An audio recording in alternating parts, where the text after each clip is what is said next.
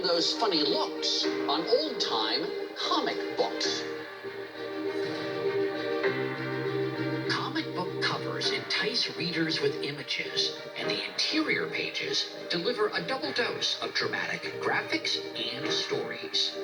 Who better to share comic book history with than someone who has been reading these stories since she was a child?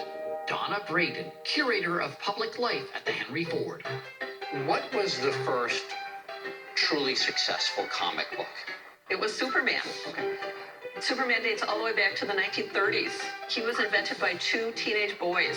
Their names were Jerry Siegel and Joe Shuster. They lived in Cleveland. And they were teenagers when they created it. This character would live a dual existence, one with powers and the other as an ordinary man. So there were these two personalities of this superhero. It was a new idea. People loved it. Now, this is happening in the 1930s, pre-World War II.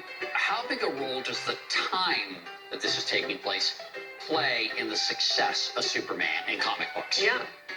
The time of comic books has a huge influence on the types of comic books and the interest that people have. They're very interconnected. The idea that a larger-than-life, invincible character could save the world, and the ending was always happy. And that appealed to people during that time. Is the term superhero coined with the introduction of Superman?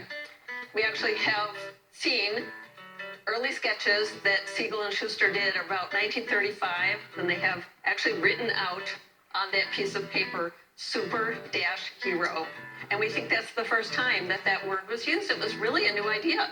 Comic books are geared then towards kids early on. Does censorship come into play then? Censorship does come into play because comic books are bypassing parents and teachers, and parents are getting a little concerned. So in 1954, comic book companies created a self-censorship board known as the Comics Code Authority, and it lasted for 50 years.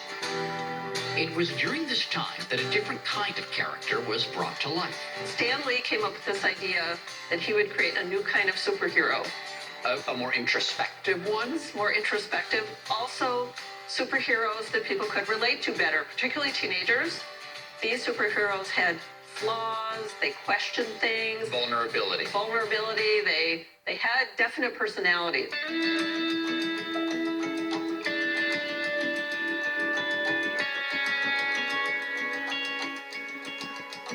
Comic books encourage imagination.